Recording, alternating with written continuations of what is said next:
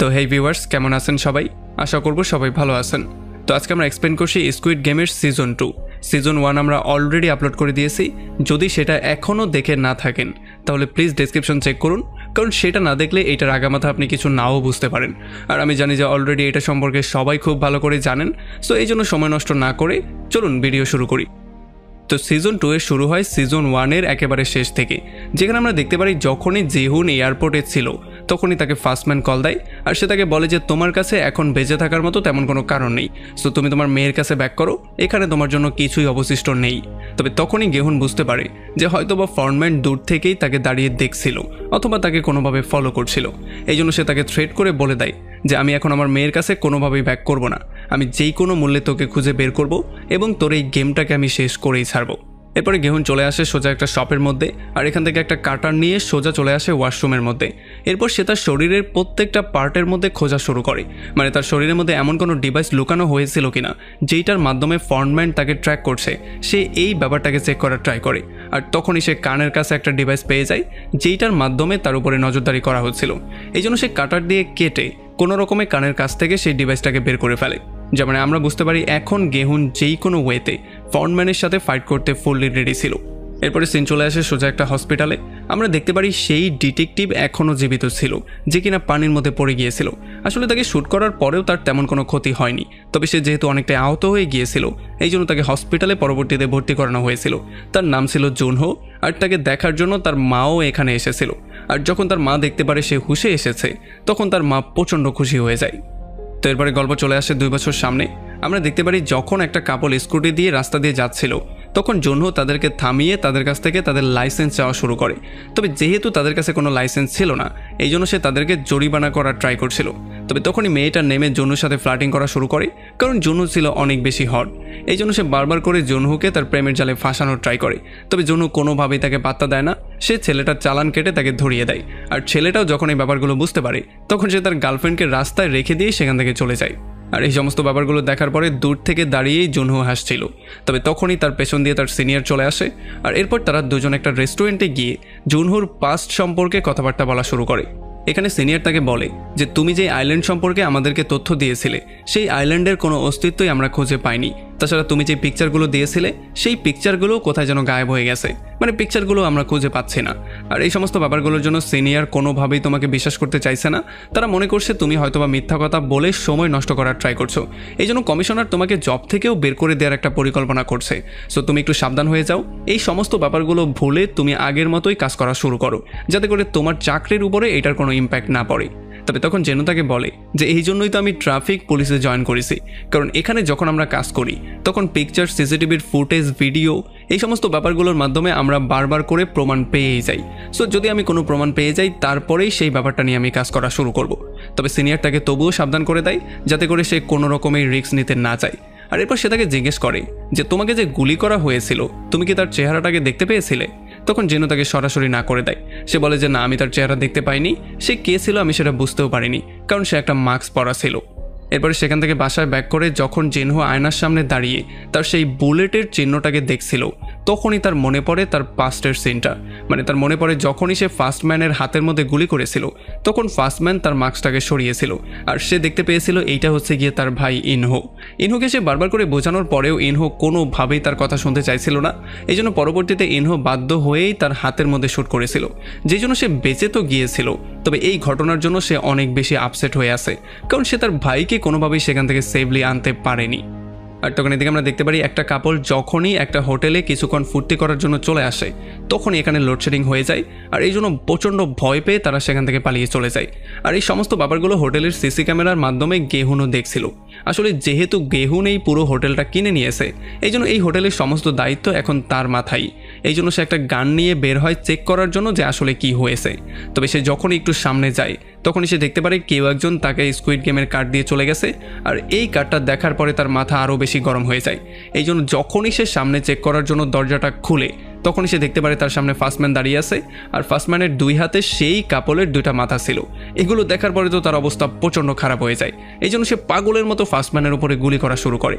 তবে তখনই আমরা জানতে পারি যে আসলে এই সমস্ত ঘটনাটা তার স্বপ্নের মধ্যে হয়েছিল। এরপরে গেহুনের সাথে মিট করতে চং নামের একটা গুন্ডা চলে আসে, আর এই গুন্ডাটা তাকে বলে যে আমরা মেট্রো স্টেশনে অনেকগুলো লোককেই কাজে লাগিয়েছি, কিন্তু অনেক খোঁজাখুঁজি করার পরেও কোনোভাবে সেই লোকটাকে আমরা খুঁজে পাচ্ছি না।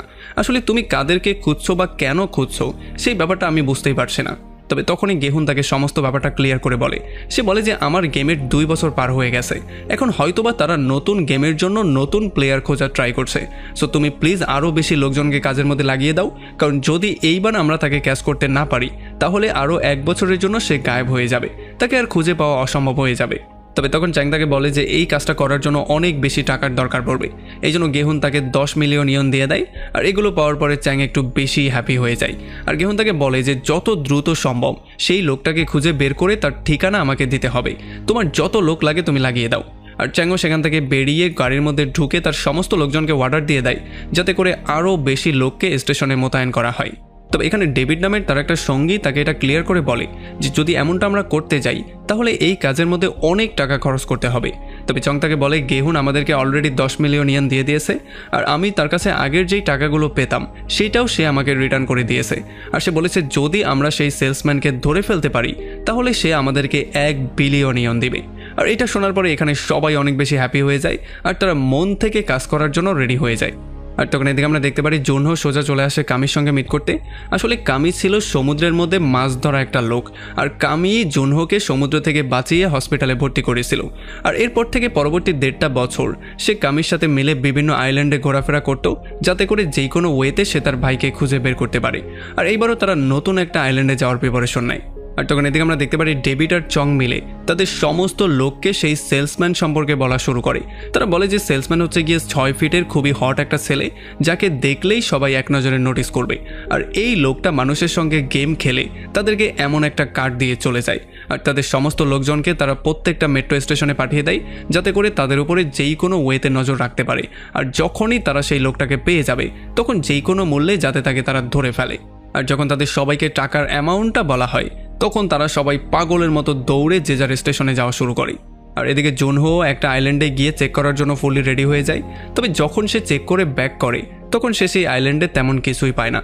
এই জন্য কামি তাকে বলে যে তুমি এতদিন ধরে এতগুলো আইল্যান্ডে ঘুরে ফিরিয়েছো, তবে কোনো জায়গায় তুমি তেমন কিছু পাওনি।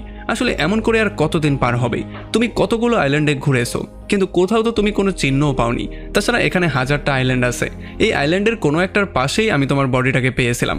আসলে আমার মনেও নেই আমি কোন আইল্যান্ডের পাশে তোমার বডিটা পেয়েছিলাম, তবে এত আইল্যান্ডের মাঝখানে কোন আইল্যান্ডে তোমার ভাই লুকিয়ে আছে এইটা খুঁজে বের করা আমাদের পক্ষে অসম্ভব। সো এই জন্য তোমার গেমটার কথা পুরোপুরি ভুলে যাওয়া উচিত আর তোমার নর্মাল একটা লাইফ লিড করা উচিত।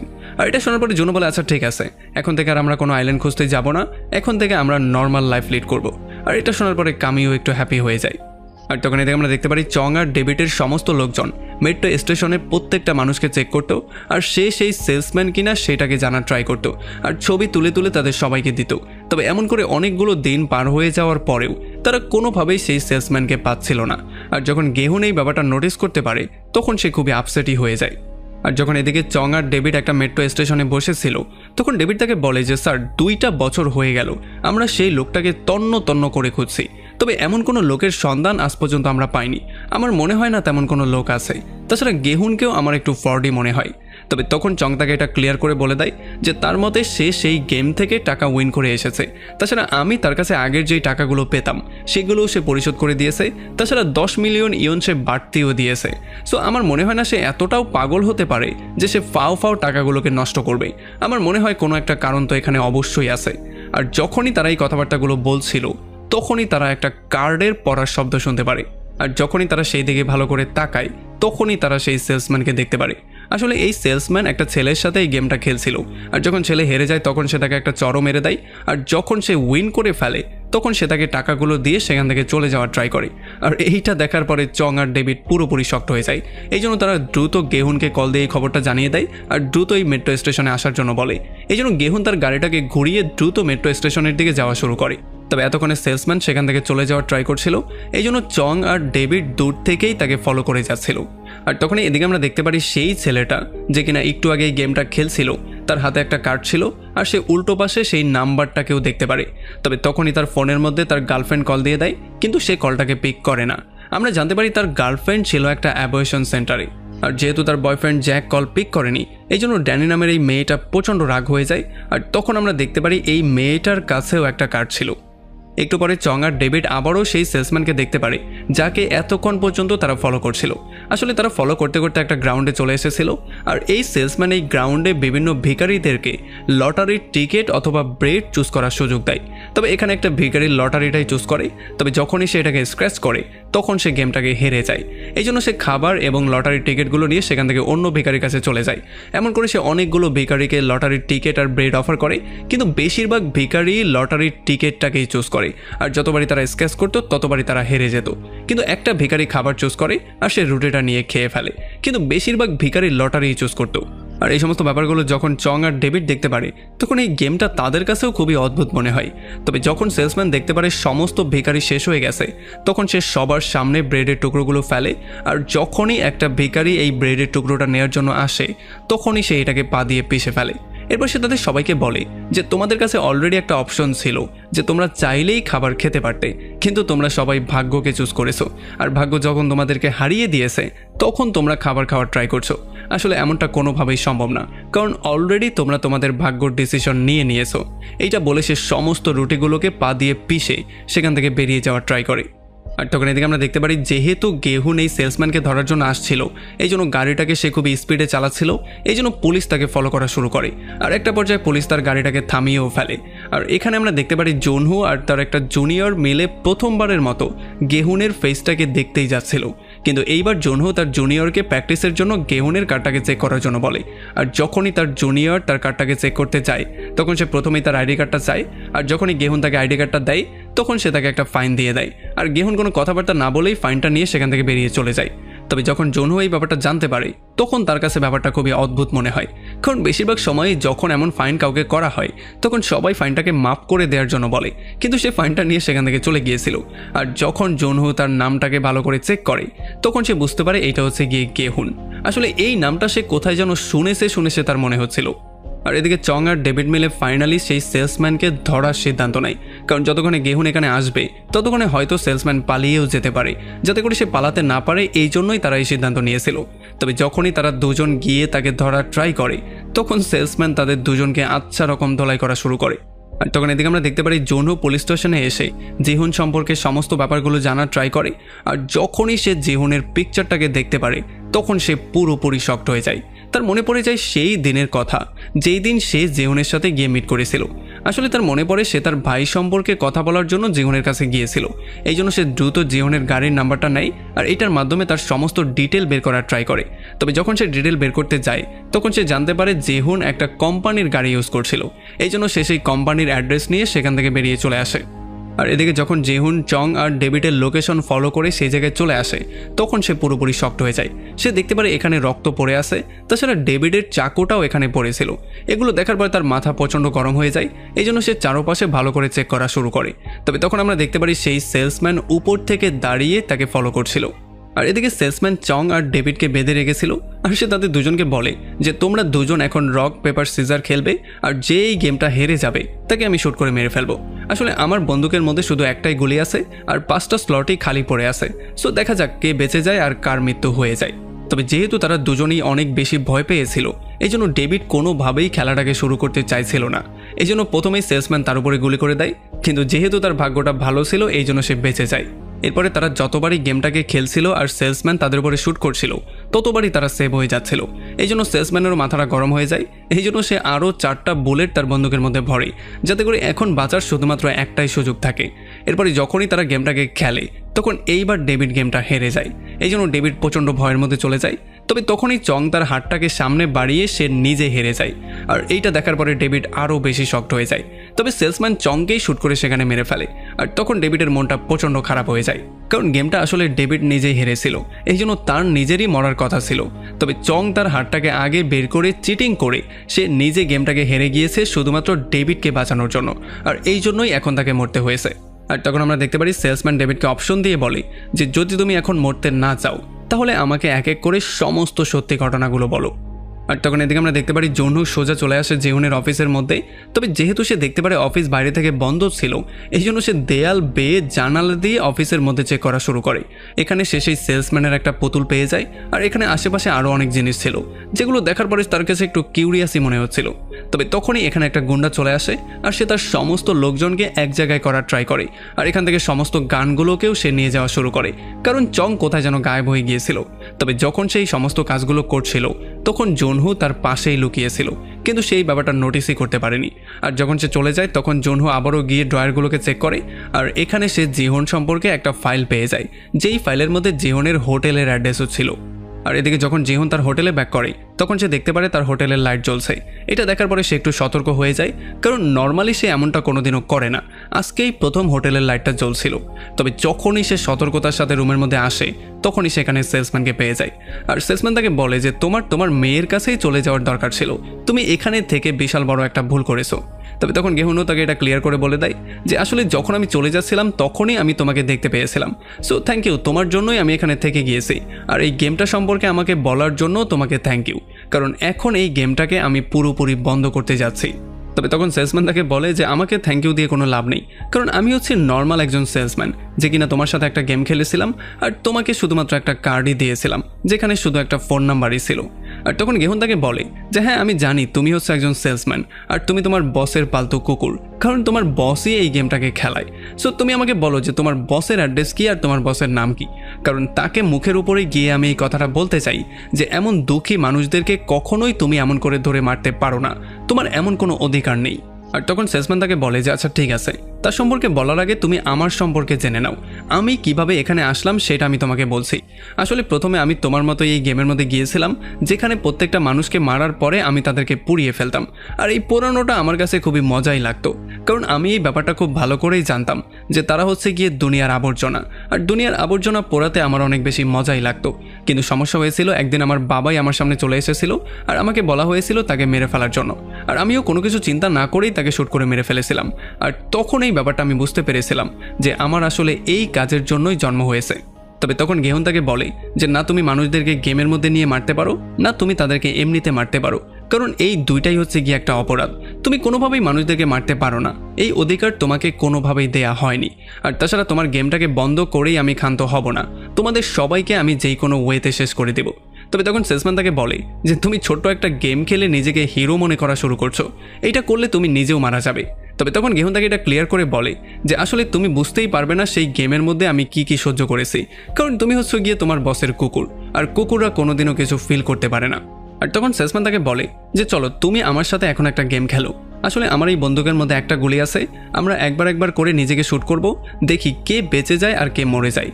আর তখন গেহুন তার সঙ্গে গেমটা খেলতে রাজি হয়ে যায়। আর প্রথমেই গেহুনের পালা চলে আসে, এই জন্য গেহুন প্রথমেই নিয়ে তার মাথার মধ্যে শ্যুট করে দেয়, তবে সে বেঁচে যায়।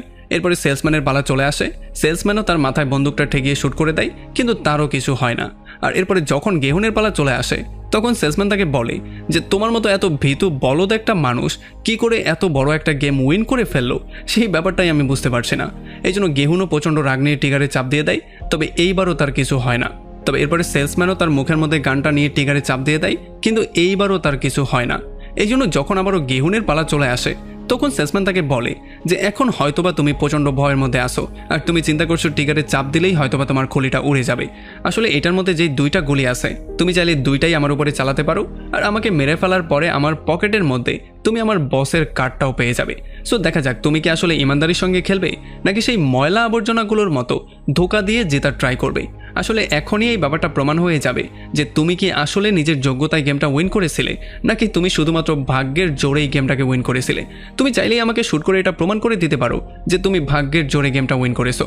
আর এটা শোনার পরে গেহুনেরও মাথাটা প্রচণ্ড গরম হয়ে যায়, এই জন্য সে প্রচণ্ড রাগ নিয়ে টিগারে চাপ দিয়ে দেয়। তবে এইবারও তার কিছু হয় না, মানে গানটা থেকে গুলিই বের হয় না। আর এখন যেহেতু সেলসম্যানের পালা ছিল এই জন্য সেলসম্যান এখন মরতে যাচ্ছিল, কারণ এইটাই ছিল এই বন্দুকের শেষ গুলি। আর এইবার যে বুলেটটা বের হবে সেটা ছিল 100% কনফার্ম। এই জন্য গেহুন এইবার সেলসম্যানকে গানটা দিয়ে বলে যে এইবার হয়তোবা তুমি প্রচণ্ড ভয়ের মধ্যে আসো আর তুমি চিন্তা করছো আমাকে মেরে ফেলার, কারণ এখন এটার মধ্যে যে একটা গুলি আছে সেটা যে তোমার মৃত্যু নিশ্চিত সেটা তুমি অবশ্যই জানো। আর যদি তুমি চাও আমাকে মেরে ফেলতে তাহলে সেটা করার আগে তোমাকে এটা অবশ্যই স্বীকার করতে হবে যে তুমি তোমার বসের পালতু কুকুর, এখন দেখা যাক তুমি কি ইমানদারির সঙ্গে খেলো নাকি তুমি সেই আবর্জনাগুলোর মতো চিট করার ট্রাই করো। আর এটা শোনার পরে সেলসম্যান নিজেকে শ্যুট করে দেয় আর সে নিজেই সেখানে মারা যায়। আর তখন বাইরে আমরা দেখতে পারি ডিটেকটিভ জুনহো জিওনকে ফলো করে এখানে চলে এসেছিল। এই জন্য যখনই সে বাইরে তার জন্য ওয়েট করছিল তখনই হোটেলের মধ্য থেকে সে গুলি চলার একটা শব্দ শুনতে পারে। এই জন্য সে দৌড়ে হোটেলের মধ্যে চলে আসে। তবে যখনই সে একটা রুমের দরজা ওপেন করে তখন এখানে সে ডেভিডকে পেয়ে যায়। তবে ডেভিড তাকে বলে প্লিজ আমাকে মেরো না, আমি কিছুই করিনি। আর যখন সে তাকে জিহুন সম্পর্কে জিজ্ঞেস করে তখন সে বলে যে জিহুন হচ্ছে গিয়ে রুম নাম্বার 402। এদিকে যখন জিহুন সেই সেলসম্যানের পকেটের মধ্যে চেক করে তখন সেখানে একটা কার্ড পেয়ে যায়। তবে তখনই এখানে জোনহো চলে আসে আর তাকে পেছন থেকে অ্যারেস্ট করে ফেলে। আসলে সে মনে করেছিল যে সেলসম্যানকে হয়তো সেই খুন করেছে, এই জন্য সে তাকে অ্যারেস্ট করে থানায় নিয়ে যাওয়ার কথা বলছিল। তবে তখনই পেছন দিয়ে ডেভিড এসে জোনহোর উপরে আক্রমণ করে দেয়। আর এটা দেখার পরে জিহুন ডেভিডের উপরে গান পয়েন্ট করে। তবে তখন ডেভিড সমস্ত ব্যাপারগুলো ক্লিয়ার করে তাকে বলা শুরু করে। সে বলে যে স্যার আমি চংয়ের জন্যই কাজ করতাম, আর এই সেলসম্যান সম্পর্কে চংয়ের সাথে মিলে আমিই আপনাকে ইনফরমেশন দিয়েছিলাম। তবে এই সেলসম্যান আমাদের দুজনকে ধরে চংকে মেরে ফেলেছে, যে কিনা আমার জন্য সব কিছু ছিল। আর এরপরে যখনই সে সেলসম্যানের লাশটাকে দেখতে পারে তখন সে তার উপরে সমস্ত রাগগুলো ঝাড়া শুরু করে। আর যখন জিহুন সেই কার্ডটার উল্টো পাশে চেক করে তখন সে দেখতে পারে ফার্স্টম্যান একটা ক্লাবে তার সঙ্গে 4 দিন পরে মিট করার একটা ডেট দিয়েছিল। এরপরে জিহুন জোনহুকে বাথরুমে নিয়ে বেঁধে ফেলে আর তাকে গান পয়েন্টে করে জিজ্ঞেস করে যে সে কেন এখানে এসেছে। এখানে সে তাকে বলে যে তুমি আমার সঙ্গে মিট করতে একবার আমার বাসায় এসেছিলে। তবে জোনহু তাকে বলে যে এরপরে আমি তোমার সঙ্গে গেমের মধ্যেও একবার মিট করেছিলাম, যেখানে আমি তোমাকে জিজ্ঞেস করেছিলাম যে এই লোকগুলোকে তুমি চিনো কিনা। তবে তখন তুমি বলেছিলে যে আমাদেরকে শুধু নাম্বার দেয়া হয়, কারণ নামই আমাদেরকে দেয়া হয় না। আর এইটা শোনার পরে জিহুন তার উপরে একটু বিশ্বাস করে আর তাকে সেই সমস্ত ব্যাপারগুলো ক্লিয়ার করে বলা শুরু করে। সে বলে যে আসলে এই সেলসম্যানই মানুষজনকে গেমের মধ্যে নেওয়ার কাজটা করতো, সেই আমাকে গেমের মধ্যে নিয়েছিল। সে আরও এমন অনেককেই গেমের মধ্যে নিয়েছে। তবে এখন যখন সে ধরা পড়ে গিয়েছে তখন সে নিজেই আমার সঙ্গে একটা গেম খেলে এখানে মারা গিয়েছে। আমি আসলে তাকে মারার ট্রাইও করিনি। তবে এখন আমি যেই কোনো ওয়েতে এই গেমটাকে বন্ধ করতে চাই, সো এই জন্য আমি তাদের পেছনে লেগে গিয়েছি। এখন তুমি কি গেম পরিচালনা করে এমন কাউকে চিনো? তবে তখন জোনহো তাকে বলে যে তাকে ফ্রন্টম্যান বলা হয়। আর জিহুন তাকে জিজ্ঞেস করে যে তুমি তার চেহারা দেখতে পেয়েছিলে? তখন সে তাকে আবারও মিথ্যা কথা বলে দেয়। সে বলে যে না, আমি তার চেহারা দেখতে পাইনি। তবে তখন জিহুন তাকে বলে যে তার বস আমাকে বলেছিল যে এই গেমটা তারা ডিজাইন করেছে অনেকগুলো কোটিপতির জন্য, সো সেই সমস্ত কোটিপতিদেরকে আমাকে মারতে হবে, আর নয়তোবা এই গেমটাকে বন্ধ করা কোনোভাবেই সম্ভব না। আর সেই ফ্রন্টম্যানকে তো আমাকে অবশ্যই মারতে হবে। আর এটা শোনার পরে জোনহো তাকে বলে যে আসলে সেই সমস্ত ভিআইপির চেহারা আমি দেখতে পেয়েছিলাম, এই জন্য আমি চাইলেই তোমাকে সাহায্য করতে পারি। আর তোমার সাথে হয়তোবা তেমনটাই হচ্ছে যেমনটা আমার সাথে হচ্ছে, কারণ সেখানের মৃত মানুষদেরকে তুমিও হয়তোবা আমার মতো বলতে পারছো না। সো যদি তুমি আমাকে একটা সুযোগ দাও তাহলে আমি অবশ্যই তোমার সাহায্য করব। আর এটা শোনার পরে জিহুনও রাজি হয়ে যায়। আর আমরা দেখতে পারি সে ডেভিড আর জোনহো দুজনকেই তার টিমের মধ্যে নিয়ে নেয়। এরপর সে তাদের দুজনকে নিয়ে যায় সেই রুমের মধ্যে যেখানে সে সেই সমস্ত টাকাগুলোকে রেখেছিল। আসলে সে বলে যে এই গেম খেলেই এই সমস্ত টাকাগুলো আমি উইন করেছি, তবে এখন এই সমস্ত টাকাগুলো দিয়েই আমি এই গেমটাকে ধ্বংস করে দেব, কারণ এই সমস্ত টাকাগুলো হচ্ছে সেই মৃত মানুষদের টাকা যাদেরকে সেই গেমের মধ্যে মারা হয়েছিল। আর যখন জিহুন তাদেরকেও টাকা দেওয়ার লোভ দেখায় তখন তারা বলে যে আমাদের টাকার দরকার নেই, আমরা শুধুমাত্র বদলা চাই। জোনহো তাকে বলে আমি আমার ভাইয়ের বদলা চাই, আর ডেভিড বলে যে আমি আমার বাবার মতো বসের বদলা চাই, যেই কোনো ওয়েতে আমি তাকে শ্যুট করে মেরে ফেলবো। তবে তখন জোনহো তাকে বলে যে তুমি গান দিয়ে তাকে কোনোদিনও মারতে পারবে না, কারণ তাদের কাছে অনেক রকমের অস্ত্র আছে। তবে তখন ডেভিড তাদেরকে নিয়ে যায় তার গানের কালেকশনের কাছে। এখানে আসলে তার কাছে অনেক গান ছিল। এরপরে এই গানগুলো দিয়ে তারা একটা প্র্যাকটিস সেশনও করে আর নিজেদেরকে আরও একটু প্রস্তুত করার ট্রাই করে। আর তখন জিহুন এসে জোনহুকে এটা ক্লিয়ার করে বলে দেয় যে শুধুমাত্র 3 জন আমরা কিছুই করতে পারবো না, আমাদের আরও অনেক মানুষের সাহায্য দরকার পড়বে যাতে করে এই গেমটাকে আমরা বন্ধ করতে পারি। আর তখন এদিকে আমরা একটা মেলা দেখতে পারি, যেই মেলার মধ্যে অনেক বাচ্চা ছিল। সবাই মিলে যখন ফুর্তি করছিল তখন এখানে একটা বানি এসে এক এক করে তাদের সবাইকে চকলেট দেওয়া শুরু করে। তবে সে টম নামের একটা ছেলেকে চকলেট না দিয়েই সামনে বেরিয়ে চলে যায়। এই জন্য টমের মনটা প্রচণ্ড খারাপ হয়ে যায়। তবে তখন আরও একটা পুতুল এসে তাকে একটা ক্যান্ডি দেয়। এটা দেখার পরে টম অনেক বেশি হ্যাপি হয়ে যায়। এরপরে যখন সেখান থেকে তারা তাদের চেঞ্জিং রুমের মধ্যে চলে আসে তখন তারা দ্রুত এগুলোকে চেঞ্জ করার ব্যাপারে আলাপ করছিল, কারণ এই ড্রেসের মধ্যে তাদের অনেক বেশি গরম লাগছিল। আর তখন এখানে আমরা মেয়ে নামের একটা মেয়েকেও দেখতে পারি যে কিনা আসলে সেই পুতুলের মধ্যে ছিল। আর তখন এখানে টম দৌড়ে মেয়ের কাছে চলে আসে আর তাকে সে থ্যাংক ইউ বলে, কারণ সে তাকে চকলেট দিয়েছিল। তবে তখনই টমের বাবা দৌড়ে এখানে এসে তাকে কোনো রকমে নিয়ে যায়। আর তখন তারা এখানে সবাই টমকে নিয়ে কথাবার্তা বলা শুরু করে। তারা জানতে পারে যে টমের আসলে ব্লাড ক্যান্সার হয়েছে, যেই কোনো সময়ই তার মৃত্যু হয়ে যাবে। তার বাবা বাইরে মানুষের পেন্টিং বানিয়ে কোনো রকমে তার সংসারটাকে চালানোর ট্রাই করছে। আর এই সমস্ত কথাবার্তাগুলো শোনার পরে মেয়ের মনটা প্রচণ্ড খারাপ হয়ে যায়। এই জন্য সে টমের দেয়া সেই পেন্টিংটার দিকে দেখছিল। আর এদিকে জেহুন চলে আসে তার আন্টির সঙ্গে মিট করতে। তবে সে দূর থেকেই দাঁড়িয়ে দেখতে পারে তার আন্টি কাজের মধ্যে অনেক ব্যস্ত। আর তখনই তার কাছে সেই ছেলেটা চলে আসে যেই ছেলেটাকে সে তার কাছে দিয়ে গিয়েছিল। তাদের দুজনকে সে অনেক হ্যাপি দেখতে পারে, আর তাদের দুজনকে হ্যাপি দেখার পরে সেও অনেকটা হ্যাপি হয়ে যায়। এরপরে সেখান থেকে সে সোজা চলে আসে একটা দালালের কাছে। এখানে সে জিউনকে বলে যে সেই বাচ্চার মাকে আমি খুঁজে পেয়ে গেছি, সে নর্থ কোরিয়ার একটা জেলের মধ্যে বন্দি, আর আমি সেখানে কাজের জন্য লোকও লাগিয়ে দিয়েছি, যেই কোনো ওয়েতে সেখান থেকে বের করে আমি তাকে নিয়ে আসবো। আর এটা শোনার পরে জিউন একটু হ্যাপি হয়ে যায়। আর যেহেতু জিউন এই দালালকে আগেই অনেকগুলো টাকা দিয়েছিল, এই জন্য সে আর তেমন কোনো কথা না বলে সেখান থেকে বেরিয়ে চলে আসে। তবে বের হওয়ার সময় মেয়ে নামের সেই মেয়েটাও তাকে দেখতে পারে। আর যখন মেয়ে সেই দালালের কাছে যায়, তখন এই দালাল মেয়েকে ক্লিয়ার করে এটা বলে দেয় যে তোমার মেয়েকে আমি নর্থ কোরিয়ার অনেকগুলো জায়গায় অনেক পরিশ্রম করে খুঁজেছি, তবে কোনো জায়গায় তোমার মেয়েকে আমি খুঁজে পাইনি। এই জন্য মেয়ে এই দালালকে আবারও কিছু টাকা দেয় আর তাকে আরও একবার ট্রাই করার জন্য বলে। তবে তখন এই দালাল তাকে এটা ক্লিয়ার করে বলে যে তুমি তোমার দেশ থেকে তোমার সৈনিকদেরকে মেরেই সেখান থেকে পালিয়েছো, মানে তুমি হচ্ছে গিয়ে একজন দেশদ্রোহী। এখন হয়তোবা তোমার মেয়েকে তারা দেশদ্রোহী মেয়ে হিসেবে ধরেই মেরে ফেলেছে, এই জন্য তাকে খুঁজে বের করাটা অসম্ভব হয়ে যেতে পারে। আর এটা শোনার পরে মেয়ের মনটা প্রচণ্ড খারাপ হয়ে যায়, আর সে সেখান থেকে সোজা তার গাড়িতে চলে আসে। আমরা দেখতে পারি গাড়িতে এসেই সে তার মেয়ের পিকচারটা দেখা শুরু করে। আর যখনই সে তার হাজব্যান্ড আর মেয়ের ছবি দেখে প্রচণ্ড আপসেট হয়ে যায়, তখন এখানে একটা লোক চলে আসে যে কিনা তাকে গেমে এন্টার হওয়ার জন্য একটা কার্ড দিয়ে চলে যায়। আর এই কার্ডটা পাওয়ার পরে সেও সেই গেমে যাওয়ার জন্য প্রিপারেশন নেওয়া শুরু করে। আর তখন এদিকে আমরা দেখতে পারি যখন জুনহো তার মায়ের সঙ্গে ছিল, তখন তারা ইনহুকে নিয়ে কথাবার্তা বলা শুরু করে। এখানে জুনুর মা তাকে বলে যে হয়তোবা ইনহু এখন আর আমার সঙ্গে সম্পর্ক রাখতে চায় না, কারণ আমি হচ্ছি তার সৎ মা। তবে তখন জুনু তাকে বলে যে মা, সে তোমাকে অনেক বেশি ভালোবাসে, সে তোমার সাথে কোনোদিনও এমনটা করতে পারবে না। আসলে তোমার কাছে তখন কোনো টাকাও ছিল না, সো তুমি চাইলেও তার কোনো সাহায্য করতে পারতে না। তবে তখন জুনুর মা তাকে বলে যে সে তোমার সৎ ভাই হওয়া সত্ত্বেও তোমাকে কিডনি দিয়ে তোমার জীবন বাঁচিয়েছিল। তবে এরপর তার ওয়াইফ অসুস্থ হয়ে গিয়েছিল, যেই জন্য তার অনেক বেশি টাকার দরকার ছিল, কিন্তু যেহেতু তার কাছে টাকা ছিল না, এই জন্য চিকিৎসার অভাবেই তার ওয়াইফের মৃত্যু হয়েছে। এই জন্য পরবর্তীতে তারও মৃত্যু হয়ে গেছে। আর এত কিছুর মধ্যে আমি তাকে কোনো সাহায্যই করতে পারিনি। তবে তখন জিনু তার মাকে বলে যে ইনহুর উচিত ছিল আমাকে কিডনি দেওয়ার জায়গায় যেই কোনো ওয়েতে সেই কিডনিটা সেল করে তার ওয়াইফের চিকিৎসা করার, আর আমার মরে যাওয়াটাই উচিত ছিল। আর তাছাড়া ইনহুর জব থেকে ঘুষ নেওয়াটাও একেবারে উচিত হয়নি, যেটার জন্য তাকে জবটাও হারাতে হয়েছিল। আর এই সমস্ত সমস্যার শুরুটাই সেখান থেকে হয়েছিল। আসলে এখানে আমরা বুঝতে পারি যে তাদের ফ্যামিলির মধ্যে একটা প্যাসমোরের ক্রাইসিস আছে, যেই ক্রাইসিস থেকে তারা কোনোভাবেই বেরোতে পারছিল না। কারণ জিনহুকে কিডনি দিয়ে তার ভাই সেভ করেছিল, কিন্তু এই জন্য আবার তার ওয়াইফের মৃত্যু হয়ে গিয়েছিল। আর এই সমস্ত ব্যাপারে তার সৎমাও কোনো সাহায্য করতে পারেনি, যেই জন্য হয়তো ইনহু তাদের উপরে প্রচণ্ড রাগও করে আসে। আর এই সমস্ত টাকার ক্রাইসিস থেকে বের হওয়ার জন্যই একটা সময় ইনহু হয়তো স্কুইড গেমে চলে গিয়েছিল। এরপর পরদিন সকালবেলা যখন মেয়ে মেলা থেকে কাজ শেষ করে বাসার দিকে ব্যাক করছিল, তখনই সে দেখতে পারে টম নামের সেই ছেলেটার রক্ত সমস্যা হয়েছিল, এই জন্য তাকে দ্রুত হসপিটালে নেওয়ার ট্রাই করা হচ্ছে। আর তার বাবাও তার সঙ্গে হসপিটালের দিকেই যাচ্ছে। তবে তার টুপিটা মাথা থেকে পড়ে যায়, যেটা কিনা মেয়ে কুড়িয়ে তার কাছে রেখে দেয়। একটু পরে ডক্টর টমের বাবাকে এটা ক্লিয়ার করে বলে যে টমের চিকিৎসা করতে হলে অনেক টাকার প্রয়োজন, যেটা কিনা হসপিটাল থেকে কোনোভাবেই করা সম্ভব না। সো আপনাকে অনেকগুলো টাকা একসাথে নিয়ে আসতে হবে, আর নয়তোবা আপনার ছেলেকে কোনোভাবেই হয়তো বাঁচানো সম্ভব হবে না। আর দূর থেকে বসে এই সমস্ত ব্যাপারগুলো মেয়েও শুনে ফেলে। আর এরপর সে চলে আসে টমের সঙ্গে মিট করতে। আর এখানে যখন সে টমের দিকে তাকিয়েছিল, তখন সে টমের মধ্যেই নিজের মেয়েকে দেখতে পাচ্ছিল, এই জন্য তার প্রচণ্ড তার প্রতি মায়াও লাগে। আর সে তার টুপিটা তার পাশে দিয়ে সেখান থেকে বেরিয়ে চলে যায়। আর যখন টমের বাবা একটু পরে এখানে ব্যাক করে, তখন সে সেই টুপিটা পেয়ে যায়। আর এটা দেখার পরে সে একটু বেশি কিউরিয়াস হয়ে যায়, কারণ সে বুঝতেই পারছিল না এই টুপিটা এখানে কোথা থেকে আসলো।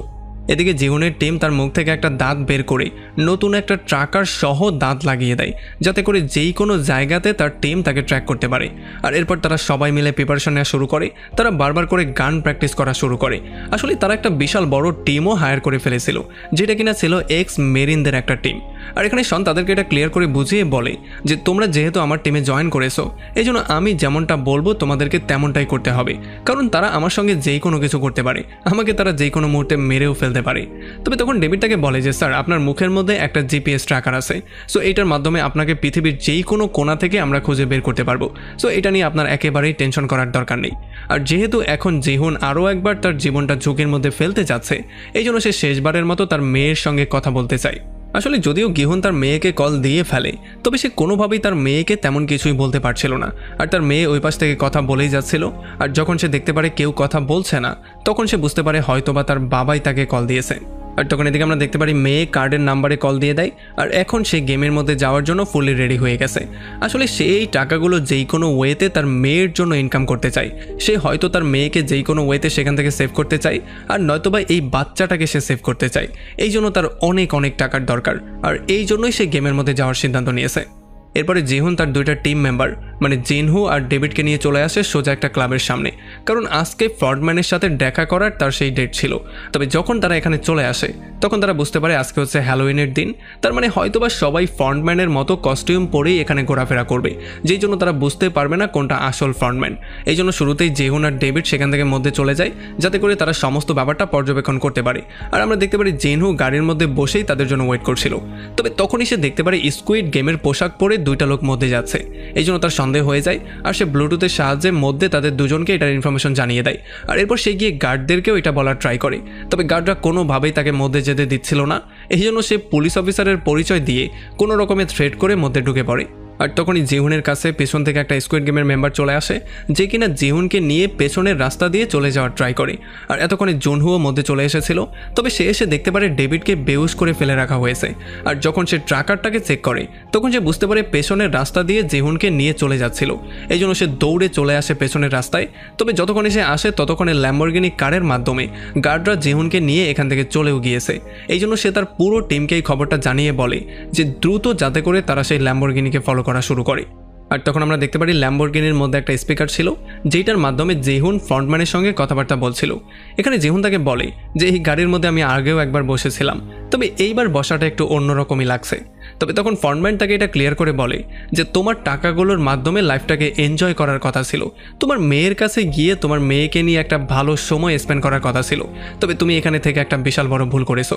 তবে তখন জিহুন তাকে বলে যে আমি তোমার সঙ্গে মিট করতে চাচ্ছিলাম, কিন্তু তুমি এতটাই ভীতু যে তুমি আমার সঙ্গে মিট করার সাহসটা পর্যন্ত করতে পারলে না। আমি যেই কোনো ওয়েতে তোমার গেমে যাব আর তোমার গেমটাকে বন্ধ করেই ছাড়বো। তবে তখন আমার ফার্স্টম্যানটাকে বলে যে এই গেমটা আমি কারো উপরে জোর করে চাপিয়ে দেইনি, তোমরা তোমাদের ইচ্ছাতেই এই গেমটা খেলতে, এখন আমাকে দোষ দিয়ে তো তেমন কোনো লাভ নেই। আর তখন জিহুন তাকে বলে যে আসলে তোমরা মানুষের গরিব হওয়ার সুযোগ নিয়েছো, তাদেরকে টাকার লোভ দেখিয়ে তুমি তাদেরকে মৃত্যুর কূপের মধ্যে ফেলেছো, যেখান থেকে বেঁচে আসাটা ইম্পসিবল হয়ে গিয়েছিল। আসলে জীবনের চাইতে টাকা কোনোদিনও বড় হতে পারে না। তুমি এবং তোমার বস কোনোভাবেই কারো জীবন নেওয়ার অধিকার রাখো না। সো এই জন্যই আমি চাইছি যেই কোনো ওয়েতে তোমার গেমটাকে বন্ধ করতে, কারণ মানুষের গরিব হওয়া কোনো ক্রাইম না, গরিব মানুষদেরও বেঁচে থাকার একটা অধিকার আছে। তবে তখন ফ্রন্টম্যান তাকে এটা ক্লিয়ার করে বলে যে আসলে তারা গরিব যে ব্যাপারটা এমনটাও না, তারা হচ্ছে গিয়ে এই সমাজের আবর্জনা, আর যতদিন পর্যন্ত সমাজের আবর্জনা পরিষ্কার না হবে ততদিন পর্যন্ত এই গেমটা খেলতেই হবে। তুমি চাইলেও এই গেমটা বন্ধ করতে পারবে না, কারণ সমাজের আবর্জনারা নিজে নিজেই ইচ্ছা করে এই গেমের মধ্যে লাফিয়ে লাফিয়ে পড়বে। তবে আমরা জানতে পারি ততক্ষণে জিহুনের টিম তাকে ট্র্যাক করে নিয়েছিল, আর সেই ল্যাম্বরগিনি পর্যন্ত তারা পৌঁছেও গিয়েছিল। এই জন্য জিহু তাকে বলে যে আসলে গরিব মানুষদেরকে তুমি কোনোদিনও ঘোড়া ভেবে মেরে ফেলতে পারো না, ঘোড়া আর মানুষের মধ্যে একটা পার্থক্য থাকে। তবে তখন ফরম্যান তাকে বলে যে তুমি সেই ঘোড়াগুলোকে গিয়ে বলো যাতে করে তারা গেমের মধ্যে এন্টার না করে, আমি তো জোর করে তাদেরকে গেমের মধ্যে আনছি না। আর তখন আমরা দেখতে পারি জিহুনের টিমের কারকে একটা স্নাইপারের মাধ্যমে শ্যুট করে পাঞ্চার করিয়ে দেওয়া হয়, যেই জন্য আর তারা সামনে এগোতে পারছিল না। আর জোনহুর কারটাকেও এমন করেই পাঞ্চার করিয়ে দেওয়া হয়েছে, যেটা সম্পর্কে ফ্রন্টম্যান অলরেডি জানতো। আর তখন এটা ফ্রন্টম্যান জিহুনকে জানিয়েও দেয়। সে বলে যে তুমি আর তোমার টিম মিলে কিছুই করতে পারবে না, তোমার টিমকে অলরেডি অকেজো করে দেওয়া হয়েছে। আর এটা শোনার পরে জিহুনের মাথাটা প্রচণ্ড গরম হয়ে যায়, এই জন্য সে ড্রাইভারের উপরে শ্যুট করা শুরু করে। তবে তখন ফ্রন্টম্যান তাকে এটা ক্লিয়ার করে বলে যে একটা গানের মাধ্যমে তুমি কোনো দিনও এই গেমটাকে বন্ধ করতে পারবে না। যদি এতটা সহজই হতো তাহলে কত আগেই এই গেমটা বন্ধ হয়ে যেত। আর তখন আমরা দেখতে পারি এই ব্যাপারটা নিয়ে জিহুন একটু চিন্তা ভাবনা করে, আর এরপর সে তাকে বলে যে আমি সেই গেমের মধ্যে আবারও এন্টার করতে চাই, আমি চাই সেই গেমটা আবারও খেলতে। সো আমাকে সেই গেমের মধ্যে নিয়ে নাও, কারণ যারাই তোমাকে দেখে তারা যদি আরও একবার আমাকে সেই গেমের মধ্যে দেখতে পারে তাহলে তারা অনেক বেশি হ্যাপি ফিল করবে। সো প্লিজ তুমি আমাকে আবারও নিয়ে নাও। আর এটা নিয়ে যখন ফ্রন্টম্যান চিন্তাভাবনা করা শুরু করে তখন জিহুন তাকে একটু উস্কে দিয়ে বলে যে তুমি এত ভয় কেন পাচ্ছ, কারণ আমাকে গেমের মধ্যে নিলে তো তোমার কোনো ক্ষতি হবে না। আর তাছাড়া তোমার বসও আমার সঙ্গে লাস্ট টাইম মিট করেছিল, যে কিনা লাস্ট গেমটাও আমার সঙ্গে হেরে গিয়েছিল। সো তোমার বসের কথা ভেবে হলেও তুমি আমাকে নিয়ে নিতে পারো। তবে তখন ফ্রন্টম্যান তাকে বলে যে তুমি হচ্ছে ম্যাট্রিক্স মুভির হিরোর মতো, যে কিনা নায়ক সাজতে গিয়ে নিজের জীবনটাই একটা সময় দিয়ে দিবে। আর তখন জেনো তাকে এটা ক্লিয়ার করে বলে যে আমি এইটা প্রমাণ করে ছাড়বো যে দুনিয়াতে এখনও ভালো মানুষ আছে, আর এই ভালো মানুষের পার্ট হই আমি গেমের মধ্যে গিয়ে এই গেমটাকে বন্ধ করে ফেলবো। আর ততক্ষণে ফ্রন্টম্যান তার গেমে এন্ট্রি নেওয়ার রিকোয়েস্টটাকে অ্যাকসেপ্ট করে ফেলে। এই জন্য সেখানে তখনই ধোঁয়া ছেড়ে তাকে বেউস করে দেওয়া হয়। আর তখন আমরা জানতে পারি যে ফ্রন্টম্যান আসলে এই ড্রাইভারের সাথেই সামনে বসেছিল আর তার সাথে সেখান থেকেই সে কথাবার্তা বলছিল। আর এখানে সে তাকে এই নতুন গেমের মধ্যে নতুন করে ওয়েলকাম করে। আর আমরা দেখতে পারি জুনহো এই সমস্ত ব্যাপারগুলো ব্লুটুথের মাধ্যমে শুনে ফেলে। আর তখন এদিকে আমরা দেখতে পারি মেয়ে নামে সেই মেয়েটা চলে আসে একটা কন্টেনারের কাছে আর সে 11 নম্বর কন্টেনারের মধ্যে গিয়ে ঢুকে পড়ে। আর তখন এই ব্যাপারটা আমরা ক্লিয়ারলি বুঝতে পারি যে আসলে মেয়ে কোনো প্লেয়ার ছিল না, সে ছিল গার্ডদের একজন মেম্বার। তো এরপর পরদিন সকালবেলা জুনহো ডেভিড আর তার পুরো টিম নিয়ে চলে আসে সমুদ্রের পাড়ে, কারণ তাদের এটা বিশ্বাস ছিল যে হয়তোবা জিহুনকে গেমটা খেলানোর জন্য এইবারও তারা কোনো আইল্যান্ডে নিয়ে যাবে। এই জন্য তারা তার ট্র্যাকারটাকে ফলো করে তাকে যেই কোনো ওয়েতে থামানোর ট্রাই করছিল। আর এই জন্য তারা চলে আসে সেই কামি নামের লোকটার কাছে, যার শিপে করে গিয়েই তারা সেই আইল্যান্ডটাকে খুঁজে বের করার ট্রাই করবে। আর এদিকে যখনই জেহুন জ্ঞান ফিরে পায় তখন সে দেখতে পারে সে অলরেডি এই গেমের মধ্যে চলে এসেছে আর তাকে আবারও সেই 456-এর নাম্বারটাই দেওয়া হয়েছে।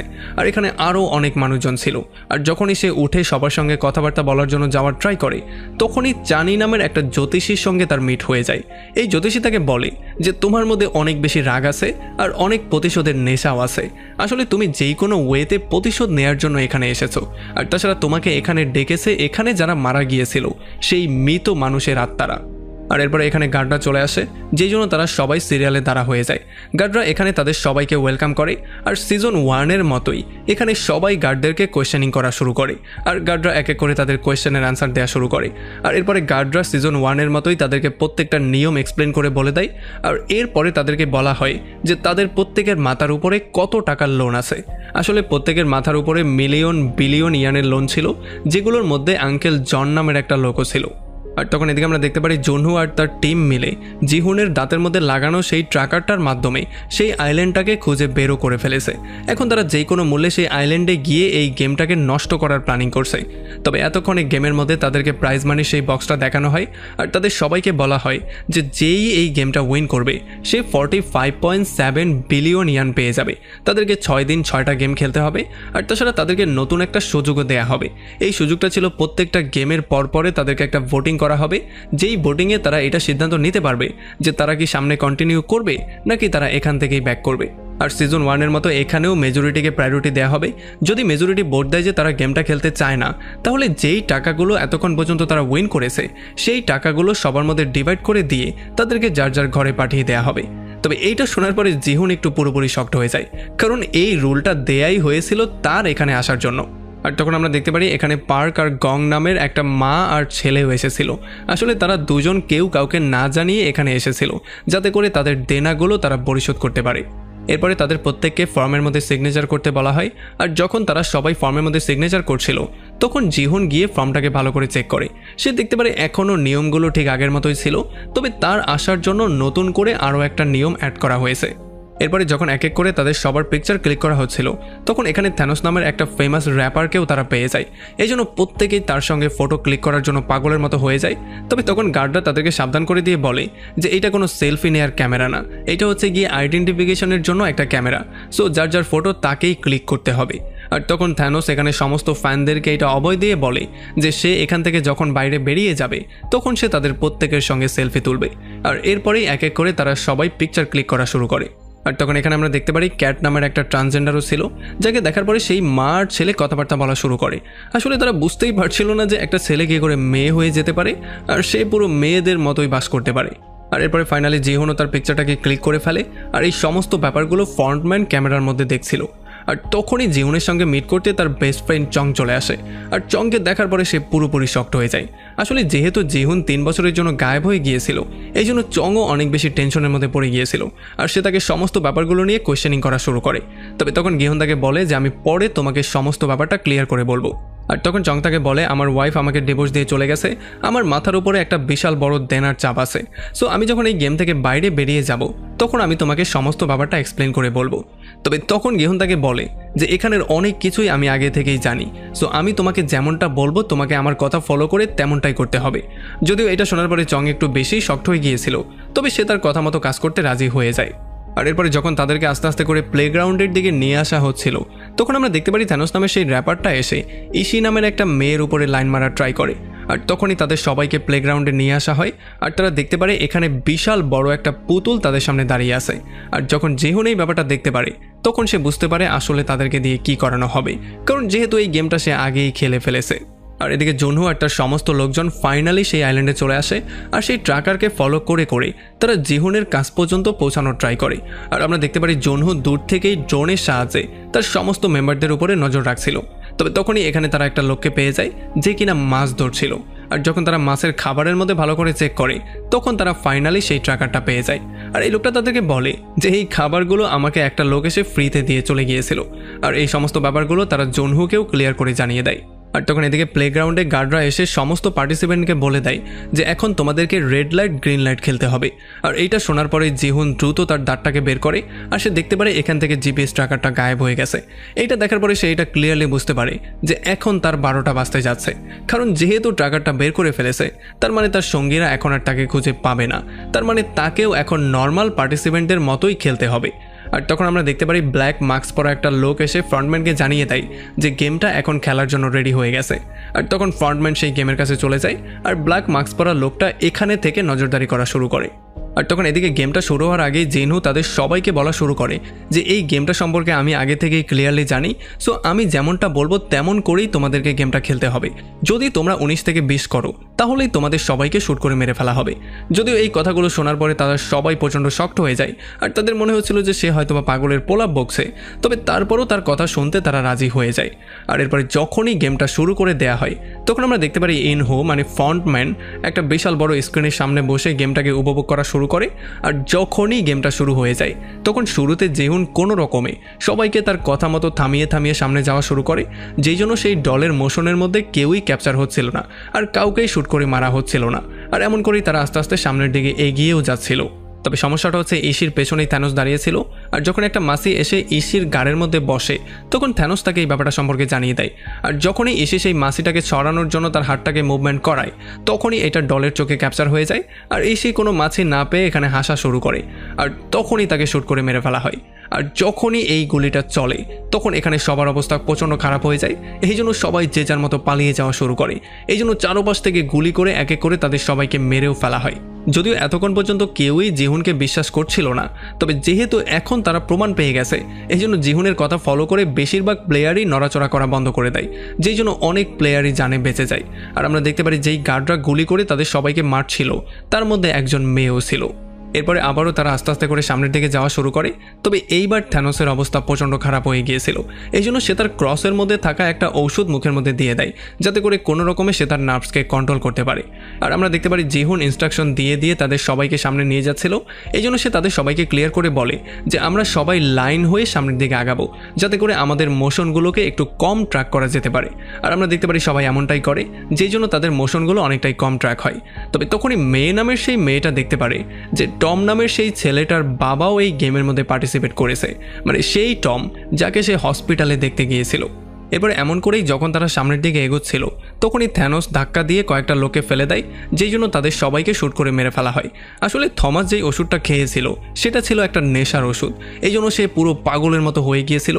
সে কি করছে না করছে সেটা সে নিজেও বুঝতে পারছিল না। আর সময় শেষ হয়ে যাওয়ার আগেই কিছু লোক সেই লাইনটাকে ক্রসও করে ফেলে, তবে এখনও কিছু লোক ছিল যারা লাইনের ওই পারে রয়ে গিয়েছিল আর হালকা একটু মুভমেন্টের জন্য তাদের সবাইকে শ্যুট করে মেরে ফেলা হতো। তাছাড়া কিছু গার্ডরা ছিল যারা শুধুমাত্র পায়ের মধ্যেই গুলি করতো। এমনই পায়ের মধ্যে গুলি খাওয়া একটা লোক যখন পড়ে যায় তখন সে বারবার করে জিহুনের কাছে সাহায্য চাওয়া শুরু করে। যদিও জিহুন সেই লাইনটা ক্রস করে এই পারে চলে এসেছিল, তবে তবুও সে তাকে সেভ করার জন্য আবারও সেই গেমের মধ্যে এন্টার করে আর কোনো রকমে সে তাকে টেনে নিয়ে আসার ট্রাই করে। আর ক্যাট নামের যে মেয়েটা ছিল সেও তাকে এখানে সাহায্য করে আর তারা দুজন মিলে এই লোকটাকে নিয়ে সময় শেষ হয়ে যাওয়ার আগেই ফাইনালি এই লাইনটা ক্রস করে ফেলে। তবে তখনই আমরা দেখতে পারি মেয়ে নামে সেই গার্ডটা হেডশট দিয়ে এই লোকটাকে মেরে ফেলে। তবে এইটার জন্য এখানে সমস্ত গার্ডরা তার উপরে চিল্লাচিল্লি শুরু করে। তবে মেয়ে এই কাজটা কেন করেছে সেটা আমরা একটু সামনেই জানবো। তবে জিহুন আর ক্যাট এই ব্যাপারটা দেখার পরে একেবারেই হজম করতে পারে না, তারা খুবই আপসেট হয়ে যায় এই লোকটাকে বাঁচাতে না পেরে। আর আমরা দেখতে পারি যখন স্নাইপাররা তাদের রুম থেকে বাইরে বেরিয়ে চলে আসে তখন নতুন ফ্রন্টম্যান মানে সেই ব্ল্যাক মাস্কওয়ালা লোকটা তাদের সবার উপরে ভালো করে নজরদারি করা শুরু করে। আর তখন এদিকে আমরা দেখতে পারি জুনহো আর তার টিম মিলে এই ব্যাপারটা নিয়ে ডিসকাশন করা শুরু করে যে আসলে তারা এখন কোন আইল্যান্ডে যাবে বা কোন আইল্যান্ডে জিহুন থাকতে পারে। তবে তখন জুনো তাদের সবাইকে বলে যে যেহেতু গেমের লোকজন আমাদেরকে ধোকা দিয়ে এই আইল্যান্ডে পাঠিয়েছে, তার মানে তারা যে আশেপাশের কোনো আইল্যান্ডে হবে না এটা একেবারে 100% শিওর। সো আমাদেরকে দূরের কোনো আইল্যান্ডে যেতে হবে। তবে তখন এখানে কাবি তাদের সবাইকে বলে যে খুব দ্রুতই এখানে তুফান আসতে যাচ্ছে, সো আমাদেরকে দ্রুতই এখান থেকে ব্যাক করতে হবে। এই জন্য তারা সবাই ব্যাক করারই সিদ্ধান্ত নেয়। আর তখন এদিকে আমরা দেখতে পারি যখন হলের মধ্যে আবারও গার্ডরা চলে আসে, তখন আগের মতোই প্রথম গেমের পরে তাদের সবার অবস্থা প্রচণ্ড খারাপ ছিল, তারা প্রচণ্ড ভয়ের মধ্যে ছিল। আর এখানে সবাই আহাজারি করছিল যেই কোনো ওয়েতে ব্যাক করার জন্য, তারা সবাই গার্ডদের কাছে মাপ চাচ্ছিল। তবে তখন জিহুন গার্ডদেরকে বলে যে 3 নম্বর নিয়ম অনুসারে এখন তোমরা একটা ভোটিং করবে, আর যদি আমরা সবাই গেম খেলবো না বলে ভোট দেই তাহলে তুমি তাদের সবাইকে এখান থেকে যাওয়ার পারমিশন দিয়ে দিবে। তখন গার্ড বলে যে হ্যাঁ এটা সত্যি, তবে এর আগে আমি তোমাদেরকে তোমাদের প্রাইজ মানি দেখাতে চাই। এরপরে তাদের সবাইকে প্রাইজ মানি দেখানো হয়, আর সে বলে যে প্রথম গেমের পরে 356 জন এখনও জীবিত আছে। সো এই প্রাইজ মানির মধ্য থেকে তোমরা সবাই ভাগে 24 মিলিয়ন ইয়ান করে পাবে। তবে এই অ্যামাউন্টটা আসলে এখানে অনেকের কাছেই অনেকটা কম মনে হচ্ছিল, কারণ তাদের সবার মাথার উপরে বিলিয়ন ইয়ানের দেনা ছিল, এখানে 24 মিলিয়ন তেমন কিছুই ছিল না। আর ভোটিং শুরু করার আগে গার্ড তাদের সবাইকে এটা ক্লিয়ার করে বলে দেয় যে তোমরা যত বেশি গেমের মধ্যে থাকবে, মানে গেমটা যত কন্টিনিউ করবে, ততই তোমাদের টাকার অ্যামাউন্ট বাড়তেই থাকবে। আর আমরা দেখতে পারি এরপরে যখন ভোটিং শুরু করে দেওয়া হয় তখন উল্টো দিক থেকে প্রথমে ভোটিং দেওয়া হয়। যেহেতু জিহুন ছিল সবচেয়ে লাস্টের প্লেয়ার, এই জন্য তাকেই প্রথমে ভোট দিতে দেওয়া হয়, আর জিহুন গিয়ে গেমটা না খেলার পক্ষে ভোট দেয়। তবে তখন সেই জ্যোতিষী মহিলা দূর থেকে চিৎকার করে বলে যে আমাদেরকে কোথায় মরতে হবে আর আমাদের মৃত্যু কোথায় হবে এইটা আমরা ডিসাইড করতে পারবো না। এরপরে এক এক করে তারা সবাই ভোটিং করা শুরু করে, আর যে যেই পক্ষে ভোট দিচ্ছিল তাদেরকে তেমনই একটা ব্যাচ দেওয়া হচ্ছিল। তবে জিহুন দেখতে পারে যে বেশিরভাগ মানুষই হাঁ ভোট দিচ্ছিল, মানে তারা গেমটাকে আরও কন্টিনিউ করতে চাচ্ছিল। এটা দেখার পরে তার মাথাটা প্রচণ্ড গরম হয়ে যায়। এই জন্য সে এখানে সবাইকে বলে যে এটা মিথ্যা মিথ্যা বাচ্চাদের কোনো গেম না, এটা হচ্ছে গিয়ে বাস্তবের একটা গেম যেখানে সত্যি সত্যি মানুষকে মেরে ফেলা হয়। সো এমন একটা গেমকে তোমরা কি করে সবাই কন্টিনিউ করার সিদ্ধান্ত নিতে পারো। আর এই সমস্ত ব্যাপারগুলো যখন সে চিৎকার করে করে বলছিল তখন এখানে একটা লোক এসে তাকে বলা শুরু করে যে তুমি আগেও আমাদেরকে অনেক বেশি ভয় পাইয়ে দিয়েছিলে, যেই জন্যই অনেকের মৃত্যু হয়েছিল। সো তোমার কথা তো আমরা শুনতে যাচ্ছি না। আর তখন এখানে একটা হট্টগোল শুরু হয়ে যায়, আর একটা মহিলা এসে তাকে বলে যে তুমি তো এই গেম সম্পর্কে অনেক কিছু আগে থেকেই জানো, আসলে এই গেমের অথরিটি কি তোমাকে এখানে পাঠিয়েছে যাতে করে তুমি আমাদেরকে ভয় পাওয়াতে পারো, নয়তোবা আমি তো আর কোনো কারণ দেখছি না। এই গেমটা কন্টিনিউ করলেই আমাদের মাথা থেকে আমরা দেনার বোঝা সরাতে পারবো, আর নয়তোবা আমাদেরকে বাইরে গিয়েও মরতে হবে। আর এটা নিয়ে যখনই এখানে চিল্লাচিল্লি শুরু হয় তখন জিহুনের বন্ধু চ্যাং এসে তাদের সবাইকে এটা বুঝিয়ে বলার ট্রাই করে। সে বলে যে সে তোমাদের জীবনটা একটু আগে সেভ করেছে, যদি সে না থাকতো তাহলে এখানে আরও 100 মানুষের মৃত্যু এমনিতেই হয়ে যেত। সো এই জন্য আমরা চাইলেই তার উপরে ভরসা করতে পারি, আর সে চাইছে তোমাদের জীবনটাকে যেই কোনো ওয়েতে সেভ করতে, এই জন্য তোমাদের তাকে সাপোর্ট করা উচিত। আর এই সমস্ত ব্যাপারগুলো নিয়ে যখন এখানে আলাপ আলোচনা শুরু হয়ে যায় তখনই জিহুন চিৎকার করে তাদের সবাইকে বলা শুরু করে। সে বলে যে আমি এই গেমটা সম্পর্কে আগে থেকে এই জন্য জানি কারণ এই গেমটা আমি আগেও একবার খেলেছি। 3 বছর আগে এই গেমের মধ্যে আমি এন্টার নিয়েছিলাম, আর তখন তোমাদের মতো এমন অনেক প্লেয়ারই আমার সাথে গেমটা খেলেছে যাদের মধ্যে কেউই আজকে জীবিত নেই, তাদের সবাইকে মরতে হয়েছে শুধুমাত্র টাকার জন্য। আর এটা শোনার পরে তাদের সবার সন্দেহ হওয়া শুরু হয়ে যায় যে হয়তোবা সেই হচ্ছে গিয়ে উইনার। তখন জিহুন বলে যে হ্যাঁ আমি হচ্ছে গিয়ে উইনার, আর এই জন্যই আমি এই ব্যাপারটা ক্লিয়ার করে জানি যে যদি এই গেমটাকে সামনে কন্টিনিউ করা হয় তাহলে তোমরা সবাই এক এক করে মরবে। তবে তখন জন নামের সেই বৃদ্ধ লোকটা তাকে বলে যে তাহলে তোমার টাকাগুলো কোথায়, তুমি আবারও এই গেমটা খেলতে কেন এসেছো। আর তখন থ্যানোসও এসে তাকে বলে যে যেহেতু তুমি আগে একবার উইন করেছো আর তুমি জানো কি করে উইন করতে হয়, তাহলে তুমি আমাদের সবাইকে সাহায্য কেন করছো না যাতে আমরা সবাই একসাথে গেমটা উইন করতে পারি। আর তখনই আঙ্কেল জন জিওনকে জিজ্ঞেস না করেই সবাইকে জানিয়ে দেয় যে জিওন আমাদেরকে গেমটা জিততে সাহায্য করা শুরু করবে। এই জন্য তারা সবাই অনেক বেশি এক্সাইটেড হয়ে যায়। তবে জিওন তাদের সবাইকে গেমটাকে বন্ধ করার জন্য রিকোয়েস্ট করা শুরু করে, তবে কেউই তার কথায় পাত্তাই দিচ্ছিল না। তবে তখনই গার্ডরা এসে জিওনকে মাঝখানে আটকে দেয়, কারণ বোটিংয়ের মধ্যে সে বাধা দিচ্ছিল, মানে বোটিংয়ের মধ্যে সে ম্যানুপুলেট করার ট্রাই করছিল। এই জন্য এক এক করে পরবর্তীতে তাদের সবাইকে ভোট দিতে দেওয়া হয়, যেখানে অনেকেই হা ভোট অনেকেই না ভোট দেওয়া শুরু করে। আর ফাইনালি যখন গিয়ে তারা সমস্ত ভোটগুলো কমপ্লিট করে তখন তারা দেখতে পারে হা ভোট আর না ভোট সমান সমান হয়েছে। এখন সমস্ত কিছুই ডিপেন্ড করছিল নাম্বার 1 প্লেয়ারের উপরে, আর নাম্বার 1 প্লেয়ার যখনই গিয়ে ভোটটা দেয় তখন সে ভোট দেয় হা ভোটে। এই জন্য হা ভোট জয়যুক্ত হয়ে যায়, আর যারা গেমটাকে কন্টিনিউ করতে চাইছিল তারা সবাই খুশিতে চিল্লাচিল্লি করা শুরু করে। তবে যারা গেমটাকে কন্টিনিউ করতে চাইছিল না তারা সবাই প্রচণ্ড ভয় পেয়ে মৃত্যুর জন্য অপেক্ষা করা শুরু করে। আর তখনই আমরা নাম্বার 1 প্লেয়ারের ফেসটা দেখতে পারি, যে কিনা আর অন্য কেউ ছিল না, যে কিনা ছিল ইনহো নামের সেই লোকটা, মানে আগে যে ফার্স্টম্যানের কাজ করতো সেই লোকটা। সে যখনই জিহুর দিকে তাকায় তখন সে দেখতে পারে জিহোর অবস্থা প্রচণ্ড খারাপ হয়ে আছে, মানে সে প্রচণ্ড টেনশনের মধ্যে পড়ে গিয়েছে। সে বুঝতে পারছিল না এখন আসলে কি করবে। আর এমনই একটা ইন্টারেস্টিং পয়েন্টে আমাদেরকেও এই ভিডিওটা এখানেই শেষ করতে হবে, কারণ এই ভিডিওটা অনেকটাই লম্বা হয়ে গেছে। আর আমরা পরের ভিডিওতেই ট্রাই করব সমস্ত এপিসোডগুলো একসাথে নিয়ে আসতে, সেটা হয়তো আপনারা পরশুদিনই পেয়ে যাবেন। যাই হোক, আমাকে কমেন্ট করে জানান কেমন লাগলো ভিডিও। যদি ভালো লাগে তাহলে অবশ্যই একটা লাইক করবেন। আর আমার মনে হচ্ছে এই গেমটা সামনে আরও বেশি ইন্টারেস্টিং হতে যাচ্ছে। সো সেই ভিডিওগুলো পাওয়ার জন্য চ্যানেলটা সাবস্ক্রাইব করে অবশ্যই বেল আইকনটা অন করতে হবে। আর নয়তোবা হয়তো সেই ভিডিওগুলো আপনি মিসও করে ফেলতে পারেন।